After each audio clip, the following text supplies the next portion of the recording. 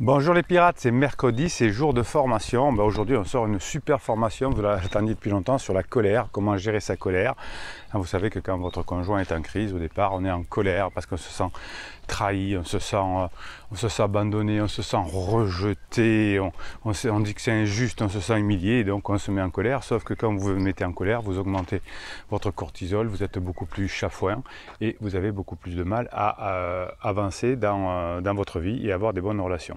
Donc chaque fois que vous êtes en colère, et ce qui peut se comprendre face à la crise de votre conjoint, eh bien chaque fois, qu'est-ce qui va se passer? Eh bien vous allez vous éloigner de votre conjoint car il va sentir par ses neurones miroirs votre colère et la colère est un mur, donc on va s'éloigner. Donc dans cette formation, je vous apprends à gérer cette colère qui d'abord est très, très handicapante pour vous en tant qu'être humain, puisque forcément comment dirais-je, la colère entraîne du cortisol, entraîne fatiguer le corps, fait avoir des mauvaises réactions, puisque quand on a des mauvaises réactions, on est en kit survie, on est en mode survie, là on n'arrive pas à bien réagir. Et on plante totalement la relation et la reconquête de le passage de la crise de son conjoint. À propos de crise, dans cette vidéo, je vais vous donner le témoignage d'une personne en crise qui va nous raconter sa crise. Je sais que les pirates, vous êtes friands de comprendre ce qu'il y a dans la tête d'une personne qui est en crise, qui passe sa crise. C'est votre désir de compréhension, c'est votre désir de bien faire, c'est votre désir d'avancer. Donc je vais vous donner un témoignage d'une personne en crise qui vous explique de l'intérieur de la crise qu'est-ce qui se passe et pour que vous puissiez bien comprendre ce genre de choses, vous allez vous régaler. Donc si vous travaillez sur votre colère, eh bien, vous allez être bien meilleur dans votre vie, vous allez pouvoir avancer, vous allez avoir les bonnes idées, vous allez vous sentir mieux et vous allez commencer à travailler sur une acceptation-adaptation. Et si vous arrivez à vous adapter à des situations, voilà, aujourd'hui votre conjoint est en crise, c'est comme ça, on l'accepte et on s'adapte à chaque jour davantage dans les règles du jeu infini. Mais vous ne pouvez pas faire ça si évidemment vous êtes en colère et vous n'avez pas travaillé sur vous. Donc dans cette formation, vous avez effectivement le fichier de neurohypnose spéciale colère, vous avez 2h30 de formation. C'est super important de gérer cette colère. Et évidemment, vous avez bien compris que lorsque vous aurez appris à gérer votre colère pour ne pas être trop perturbé par la crise de votre conjoint et pour pouvoir récupérer votre conjoint après sa crise, vous allez pouvoir utiliser cette gestion de la colère dans tous les domaines de votre vie, au travail bien sûr, avec vos enfants, parce que les enfants nous mettent parfois en colère, les amis, les personnes qui conduisent avec vous. Donc quand vous allez apprendre à gérer votre colère, la colère est quelque chose qui est absolument nécessaire dans la vie, puisque parfois si vous faites attaquer dans la rue, la colère va vous permettre de mieux vous défendre en mettant plus de sang dans les membres. Mais la plupart du temps, la colère ne sert à rien dans notre société. Et si vous l'apprenez à la gérer, eh bien, il y a des grandes chances que vous viviez beaucoup mieux et que vous multipliez les probabilités de retrouver notamment votre conjoint en crise. Voilà, un excellent anti-crise, anti-colère. Voilà. Par exemple, le matin, je vous explique dans la formation, il y a des choses à faire dès le matin qui vont vous permettre d'apprendre à gérer vos colères et d'être beaucoup mieux dans votre vie. Allez, on va dans la tête d'une criseuse, on va se régaler, vous allez apprendre des choses. Je vais découvrir son commentaire en même temps, parce que vous savez que je suis un homme de l'instantanéité, c'est comme ça. Voilà, je vais découvrir ce qu'elle m'a envoyé. C'est Sabri, elle avait déjà fait des témoignages, c'est notre piratesse qui s'est fait pirater, qui est écrivaine, qui écrit sur la science et sur la littérature aussi, et elle adore écrire, donc elle va vous faire part de sa crise qu'elle a vécue, et c'est toujours intéressant d'avoir ce témoignage, et je vais le découvrir en même temps que vous, et le commenter évidemment. Allez, Sabri, qui se prononce comme Sabri le Kiff, qui se présente comme Sabri le Kiff, apprenti padawan de la méthode Marshall. Alors c'est pas vraiment une méthode Marshall, c'est la méthode des neurosciences, c'est la méthode qui fonctionne. C'est les méthodes anti-manipulation, c'est les méthodes qui vous permettent d'être la meilleure version de vous-même, de comprendre comment fonctionne l'être humain, comment fonctionne un cerveau, comment on gère une crise existentielle. C'est plus une méthode de neurosciences, alors qu'effectivement j'ai affiné, j'ai construite au fur et à mesure des 20 ans, des derniers 20 ans de coaching, mais effectivement, moi je me base que sur la science. Alors il était une fois une jeune femme de 21 ans, Ah, donc c'était une jeune criseuse, jusque-là sans histoire, mais qui sortait d'une relation destructrice de 4 années durant laquelle elle a été battue, violée, séquestrée, tout ce que vous pouvez imaginer. Ah oui, donc courage Sabri, c'est vraiment courageux de nous faire part de votre histoire. Quelques mois après avoir trouvé le courage de finalement rester sur Terre, de ne pas abandonner l'idée que la vie peut être belle, c'est bien écrit, donc on voit ce qu'il y avait derrière. Elle rencontre un jeune homme qui voit au-delà de son apparence ce qu'elle est vraiment. Donc c'est la lune de miel, hein, c'est le moment parfait. Ils tombent amoureux, s'ensuivent 10 années d'un très bel amour qui s'est dépassé de nombreuses épreuves.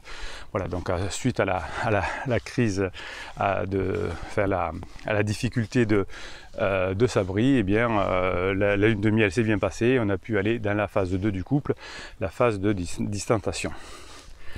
Son conjoint, on va l'appeler Vladi, avait réussi à lui redonner goût à la vie et avait été très patient pour l'aider à surmonter son stress post-traumatique qui découlait de son précédent couple. Merci Vladi. Vladi avait lui-même vécu cela enfant avec une mère violente qui avait tenté de le tuer. Oui, donc vous voyez que là on n'est pas trop dans la légèreté, hein, Sabri, courage. Forts de leurs valeurs, ils surmontèrent tout cela en puisant à la force de leur amour. En tout cas, ils avaient trouvé, je ne sais pas si c'est de l'amour, mais en tout cas, ils avaient trouvé le moyen de nourrir leurs besoins, de se protéger, de se comprendre et de se reconstruire ensemble. Au bout de 10 belles années, la belle Sabri, épuisée par des années de carrière intense, se mit à fatiguer, physiquement et psychologiquement. Donc elle avait 31 ans, donc on va certainement parler de la crise d'adulte, hein, qui est autour de la trentaine, 30-35 ans, la crise ultérieure étant autour de la quarantaine, cinquantaine. Ces derniers temps, son conjoint lui reprochait d'ailleurs de ne jamais être là et de ne toujours penser qu'à son travail. Donc effectivement, là on était à la fin de la phase 2, distanciation, on ne s'occupait pas trop du couple. Mais en revanche, qu'est-ce qui se passe? C'est que l'on travaille sur sa carrière, peut-être sur soi. Parfois, si on a des enfants, on devient maman ou papa. Mais on ne pense pas trop au couple. C'est tout à fait la phase 2 du couple qu'a vécu Sabri et Vladi. Donc il lui reprochait de ne pas être là, donc l'idée c'est effectivement de ne pas faire de reproches mais de faire des demandes, hein. Si vous faites des demandes au lieu de faire des reproches, eh bien ce sera beaucoup plus facile d'avoir une relation épanouie avec quelqu'un. Se sentant coupable, elle compensait par des magnifiques cadeaux. Donc oui, c'est la culpabilité, ça c'est très bien, Sabri. Donc quand on est coupable, on veut compenser, d'accord? Quand on est coupable, on veut compenser, et quand on a honte, on veut fuir la situation pour ne pas la montrer. Donc souvent vous me dites, mon conjoint en crise culpabilise. Non, s'il culpabilisait, il voudrait compenser par rapport à vous. Non, il vous fuit, donc il a honte. Donc la crise, c'est plus de la honte. Donc là, elle compensait par de magnifiques cadeaux quand elle revenait, mais cela ne remplaçait pas une vraie présence, ce qu'on appelle les moments de qualité, que certainement Vladi réclamait. Ils essayaient d'avoir un enfant depuis environ 2 ans, mais cela ne voulait pas venir non plus. Il s'était dit que ce n'était pas grave, mais cela pesait tout de même beaucoup à Sabri. Alors des fois, oui, quand c'est pas le moment, hein, quand on est trop stressé, c'est plus difficile d'avoir un enfant. Ça, la neuroscience nous explique ça aussi. De son côté, Vladi aux tendances dépendant affectif, je ne peux pas dormir sans toi, 15 textos par jour.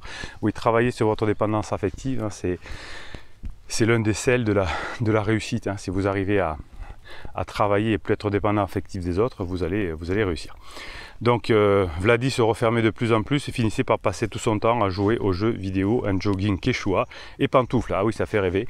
Donc là, effectivement, on s'éloigne dans une addiction qui est le jeu vidéo, d'autres pour être l'alcool ou la drogue. Donc Vladi, pour ne pas souffrir, s'enferme dans une addiction. Alors les jeux vidéo, c'est bien foutu, hein, pour les addictions, c'est une belle addiction puisque on a des petits défis à faire. Quand on a des défis, on a des récompenses, on a des couleurs, on a des flashs. Donc pour le cerveau, c'est génial comme addiction. Le jeu vidéo, hein, ça permet de s'endormir un peu ou de s'abrutir comme la drogue. Il avait bien réussi professionnellement également, mais une sorte de pesanteur impalpable régnait désormais sur le couple, la phase 2. Il s'aimait vraiment beaucoup, mais c'était vraiment la routine. Donc oui, la phase 2, donc plus d'aventure, hein, que de la sécurité dans le couple, à tel point que je peux me permettre d'être en jogging Quechua et en pantoufles, car ma maison et ma femme, c'est de la sécurité. Allez, hop, encore un petit bout pour vous faire plaisir. Là, c'est la cathédrale de Villeneuve-les-Maguelones en face de vous. Vladi avait l'impression de trop donner à une femme qui donnait la priorité à sa carrière, toujours phase 2 évidemment, et il allait chercher son plaisir avec ses amis et ses jeux en ligne. Sabri, elle avait marre de ne rien partager d'autre que le sexe et le quotidien avec Vladi, donc beaucoup de sécurité mais peu d'aventure. Elle avait l'impression d'étouffer, donc manque d'aventure. Ils étaient comme noir et blanc, vivant sous le même toit, liberté totale, pas de compte à rendre à l'autre. C'était leur philosophie, donc c'est pas un couple, hein, c'est deux colocs, effectivement. Là, c'est pas la définition du couple. Puisque dans le couple, on sacrifie de la sécurité et de l'aventure à sa liberté. C'est comme ça. Si je sacrifie ma liberté, mais que de l'autre côté, j'ai pas ce que je recherche, mon besoin, eh bien, effectivement, je vais avoir des difficultés pour continuer le couple, puisque mon déficit de liberté va un jour ou l'autre revenir, puisqu'il va être supérieur à ce que m'apporte le couple. Donc quand Sabri voulait sortir en nature, sa passion, Vladi lui refusait ce plaisir car il n'avait pas envie de se forcer, ça ne lui plaisait pas. Oui, voilà, dans un couple, effectivement, on doit se forcer, enfin, on doit se forcer. C'est pas vraiment se forcer, mais on doit s'adapter et on doit faire des efforts, entre guillemets. Hein, oui, on peut dire des efforts, mais en tout cas, on doit répondre aux besoins de l'autre, au moins, peut-être pas tous les jours, mais au moins de temps en temps. Donc, effectivement, il faut faire des concessions. Ouais, c'est le mot du couple. Ça a blessé Sabri, effectivement, quand on ne peut pas faire de concessions, mais avec les années, elle s'y était fait. Voilà, donc la phase 2 tout complète. Sur la lancée de leurs années étudiantes et du manque d'argent, ils n'étaient jamais vraiment sortis, ni au resto, ni ailleurs. Ils ne profitaient pas assez, ils ne faisaient finalement que travailler. Voilà, vraiment la phase 2 terrible. C'est dommage que Sabri n'ait pas écouté les formations et les vidéos avant. Ben, elle aurait certainement pu améliorer le fonctionnement de son couple à ce niveau-là. Ils étaient très casaniers, sortaient uniquement pour voir la bande d'amis de Vladi. Sabri s'ennuyait, mais comme elle n'avait même pas d'amis, elle dépendait entièrement de Vladi pour sa vie sociale. Donc là, le couple n'est pas bien. Là. Or, les amis de Vladi n'étaient pas déjà sortis danser comme elle aurait aimé. Et oui, donc il faut comprendre, il faut faire des demandes et Vladi les écouter. Dans cette ambiance de leurs 10 ans de couple, Sabri, épuisé, partit en déplacement professionnel tout un été dans une ville éloignée. Et là, la crise commence. Sur place, elle y croisa un collègue. Haha, bizarre. Pour qui elle eut une attirance immédiate et très puissante. Ça m'est tombé dessus. Ah, ça lui était tombé dessus. Alors là... Excellent. Donc je viens de voir qu'elle avait écrit ça, juste j'ai dit avant, ça m'est tombé dessus, hein. C'est exactement ce que disent les criseux. Effectivement, non, ça ne tombe pas dessus. Hein. Pour avoir une relation, il faut la chercher, il faut la comprendre et il faut tâtonner, donc ça ne tombe pas dessus. C'est évidemment le premier qui vient, on a l'impression que ça nous est tombé dessus, mais en réalité, on était déjà open et on va trouver quelqu'un qui profite de nous. Donc sans rien comprendre de ce qui lui arrivait, elle n'avait de cesse de penser à cet homme jour et nuit, oh là là, rêvant de coucher avec lui, se disant que lui, à coup sûr, il lui ferait un bel enfant. Donc la fameuse lune de miel, l'espoir, tout ce qu'on peut imaginer. Elle avait toujours été extrêmement, mais ses pensées la répugnaient car elle avait toujours été extrêmement loyale et fidèle et avoir pu penser cela lui donnait tout simplement envie de se suicider. Ah oui, quand même. Tant elle se sentait comme la dernière des Alors je pense que nous allons faire une pause sur... ça fait 15 minutes que je vous parle de Sabri de Vladi. Donc on fera demain la suite. Vous devrez attendre jusqu'à demain pour savoir comment s'est fini l'histoire entre Vladi et Sabri. Est-ce qu'ils sont revenus ensemble? On le verra. En attendant, on va quand même regarder quelques mèmes que vous m'envoyez. C'est des messages que vous m'envoyez toute la journée sur mon WhatsApp et que je vous le mets sur l'application Telegram. Vous avez un canal qui s'appelle Canal Bruno Marchal. Et c'est vos ressources, ce sont vos ressources à vous qui vous appartiennent et vous pouvez aller vous motiver un peu chaque jour davantage. Alors Jacques Prévert disait il faudrait essayer d'être heureux ne serait-ce que pour donner l'exemple. Et bien ça c'est très bien. Si vous donnez l'exemple, votre conjoint vous dira au bout d'un mois mais comment tu fais pour être si heureux. Là vous pourrez expliquer que vous avez fait des formations, des coachings, que vous avez lu, que vous avez regardé des vidéos. Et c'est toujours en montrant l'exemple, en inspirant les autres qui viennent vers nous. Par exemple, si j'ai fait un régime et que j'ai perdu beaucoup de poids, une personne qui voudra perdre du poids viendra vers moi en disant qu'est-ce que tu as fait Bruno pour perdre du poids. je n'ai pas besoin, c'est pas le cas, mais c'est pas la peine de dire à la personne tu devrais maigrir et tu devrais faire le régime crétois ou je ne sais quoi. Mais vous allez montrer ce que vous amenez le régime. Parfois j'aimerais être plus patiente, plus sage, plus attentive, plus modérée, plus posée, et puis je m'en fous et je reste moi, c'est bon d'être soi. Oui, on n'est quand même pas des, hein, on est quand même des pirates, on n'est quand même pas des animaux, on n'est quand même pas que dans l'instinct. Donc là c'est de l'anglais. Vivement le variant jamaïcain, ça va détendre tout le monde avec une photo de drogue. Quel est le secret du bonheur éternel, demande un homme d'affaires à un sage. Le sage répond ne pas argumenter avec les imbéciles. L'homme d'affaires lui répond pas d'accord. Et l'imbécile lui répond oui tu as raison. Donc ça c'est excellent, hein, c'est-à-dire que face à quelqu'un qui est obtus, qui est en crise existentielle, c'est pas la peine d'argumenter, c'est pas la peine de vouloir avoir raison. Ça ne fonctionne pas, hein, donc il vaut mieux être d'accord sur la plupart des choses qui ne vous intéressent pas, où il n'y a pas de problème. Eh bien on y va, hein, on s'en fout, on dit oui tu as raison. Reste optimiste, seulement 11 mois et ce sera la fin de l'été. On passe sa vie à se sous-estimer, puis un jour on s'aperçoit qu'on a surtout surestimé les autres. Et oui, au fur et à mesure de l'avancée de votre travail. Au début, vous avez mis criseux ou criseuse sur un piédestal, c'est l'homme de ma vie, etc. Et puis, vous voyez au fur et à mesure des formations et des coachings que finalement, une personne en crise, c'est tout pourri, personne n'en veut. Hein, c'est comme ça. Et vous allez en revanche vous régaler puisque vous allez devenir la meilleure version de vous-même et vous allez passer largement au-dessus des autres. Voilà, allez, on fait un petit mini coaching tiré des commentaires que vous me mettez sous mes vidéos, évidemment. Je les tire au sort, je suis un homme de l'instantané. Et ben voilà, on va voir ce que vous me racontez, ce que je peux vous dire par rapport à vos commentaires. Allez, on tire au sort des commentaires et on y va. Alors Guillaume Feutry, que je ne connais pas encore, je ne l'ai pas eu ni en coaching ni en formation, je pense. Salut tout le monde, comment savoir si votre conjoint a fait le deuil de votre relation ou s'il est toujours en crise après la séparation? Ben ça, on regardera dans un coaching, hein, Guillaume, je ne peux pas vous le dire comme ça. Comment savoir? Ben, vous me raconterez votre histoire et on regardera, en tout cas, qu'il soit en crise, qu'il ait fait le deuil ou pas. Hein, on essaiera de toute façon de voir comment on peut améliorer les choses. C'est important de le faire de cette façon-là. C'était une relation de 20 ans et 2 enfants. Donc ben oui, là, plus la relation est longue, plus le temps de deuil est long aussi. Merci encore Bruno pour ces précieux conseils qui sont les plus pertinents de YouTube. Bon, écoutez, merci de me donner votre avis.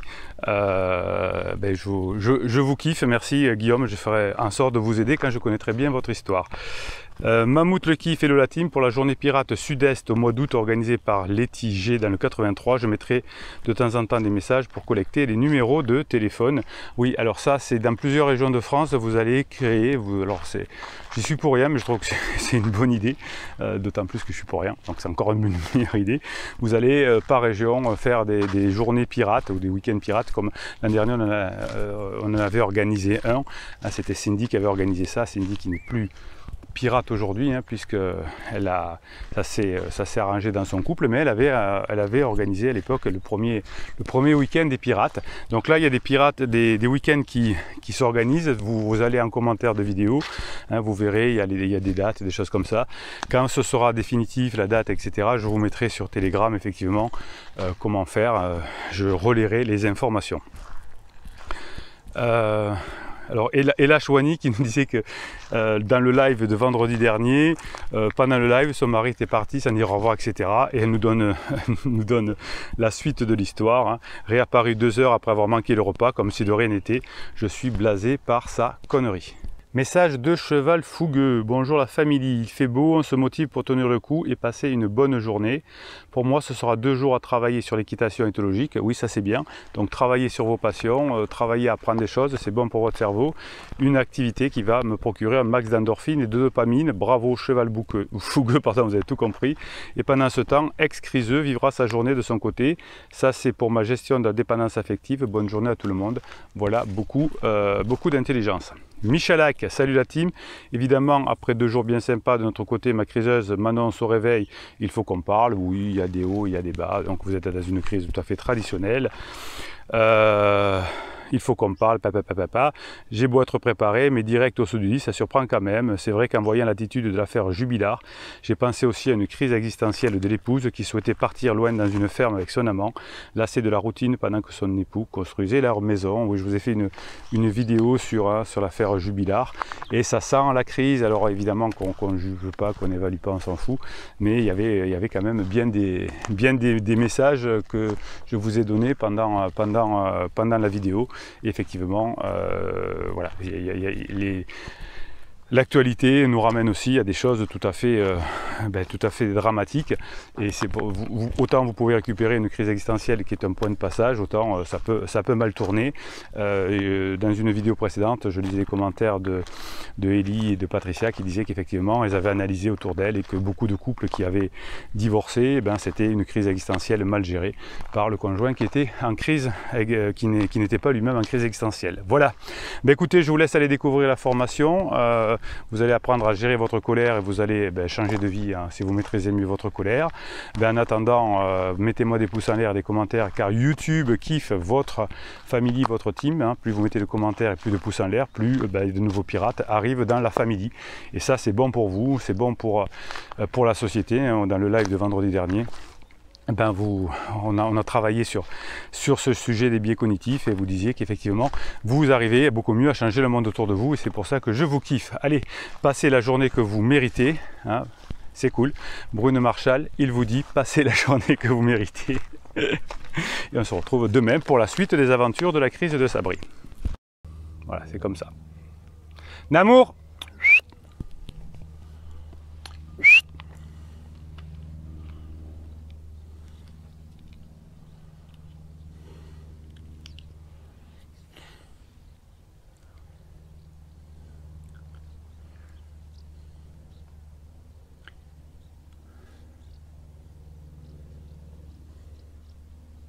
Namour.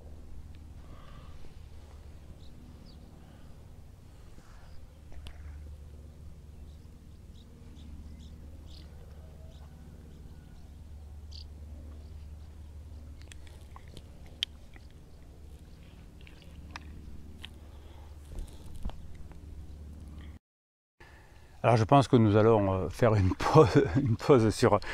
ça fait 15 minutes que je vous parle de Sabri de Vladi.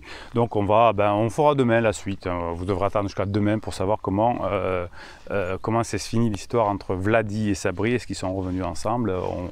On le verra. En attendant, on va quand même regarder quelques mèmes que vous m'envoyez. C'est des messages que vous m'envoyez toute la journée sur mon WhatsApp et que je vous le mets sur l'application Telegram. Vous avez un canal qui s'appelle Canal Bruno Marchal.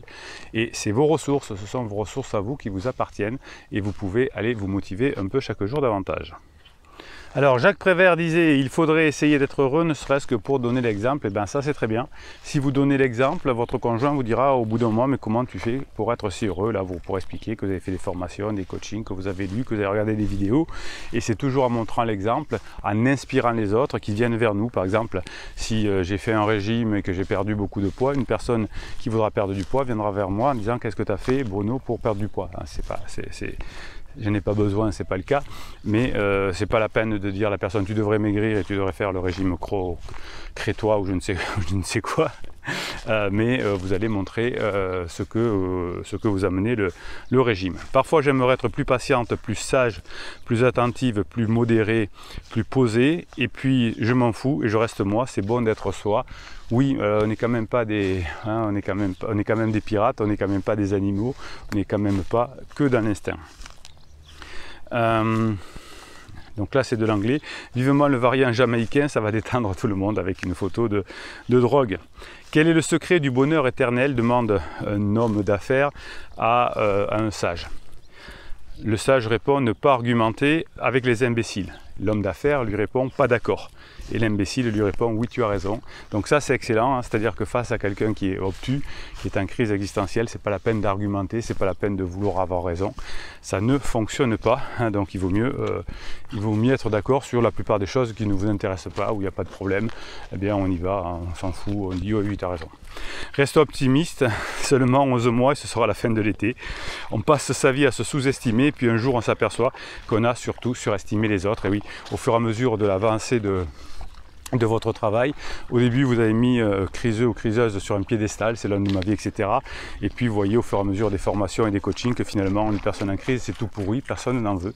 Hein, c'est comme ça. Et vous allez en revanche vous régaler puisque vous allez devenir la meilleure version de vous-même et vous allez passer largement au-dessus des autres. Voilà, allez, on fait un petit mini coaching tiré des commentaires que vous me mettez sous mes vidéos, évidemment. Je les tire au sort, je suis un homme de l'instantanéité. Et ben voilà, on va voir ce que vous me racontez, ce que je peux vous dire par rapport à vos commentaires. Allez, on tire au sort des commentaires et on y va. Alors Guillaume Feutry, que je ne connais pas encore, je ne l'ai pas eu ni en coaching ni en formation, je pense. Salut tout le monde, comment savoir si votre conjoint a fait le deuil de votre relation ou s'il est toujours en crise après la séparation? Ben ça, on regardera dans un coaching, hein, Guillaume, je ne peux pas vous le dire comme ça. Comment savoir? Ben, vous me raconterez votre histoire et on regardera, en tout cas, qu'il soit en crise, qu'il ait fait le deuil ou pas. Hein, on essaiera de toute façon de voir comment on peut améliorer les choses. C'est important de le faire de cette façon-là. C'était une relation de 20 ans et 2 enfants. Donc ben oui, là, plus la relation est longue, plus le temps de deuil est long aussi. Merci encore Bruno pour ces précieux conseils qui sont les plus pertinents de YouTube. Bon, écoutez, merci de me donner votre avis. Ben je vous kiffe, merci Guillaume, je ferai en sorte de vous aider quand je connaîtrai bien votre histoire. Mammouth le kiff et le team pour la journée pirate sud-est au mois d'août organisée par Letty G dans le 83. Je mettrai de temps en temps des messages pour collecter les numéros de téléphone. Oui, alors ça c'est dans plusieurs régions de France, vous allez créer, j'y suis pour rien mais je trouve que c'est une bonne idée, d'autant plus que je suis pour rien, donc c'est encore une meilleure idée. Vous allez par région faire des journées pirates ou des week-ends pirates comme l'an dernier on en avait organisé un. C'était Cindy qui avait organisé ça, Cindy qui n'est plus pirate aujourd'hui, hein, puisque ça s'est arrangé dans son couple, mais elle avait organisé à l'époque le premier week-end des pirates. Donc là il y a des pirates, des week-ends qui s'organisent, vous allez en commentaire de vidéo, hein, vous verrez, il y a des dates, des choses comme ça. Quand ce sera définitif, la date, etc., je vous mettrai sur Telegram effectivement comment faire, je relayerai les informations. Alors Ella Chouani qui nous disait que dans le live de vendredi dernier, pendant le live, son mari était parti, s'en dire au revoir, etc. Et elle nous donne la suite de l'histoire. Hein. Réapparu 2 heures après avoir manqué le repas, comme si de rien n'était. Je suis blasé par sa connerie. Message de cheval fougueux. Bonjour la famille, il fait beau, on se motive pour tenir le coup et passer une bonne journée. Pour moi, ce sera 2 jours à travailler sur l'équitation éthologique. Oui, ça c'est bien. Donc travailler sur vos passions, travailler à apprendre des choses, c'est bon pour votre cerveau. Une activité qui va me procurer un max d'endorphine et de dopamine. Bravo cheval fougueux, pardon, vous avez tout compris. Et pendant ce temps, ex-criseux vivra sa journée de son côté.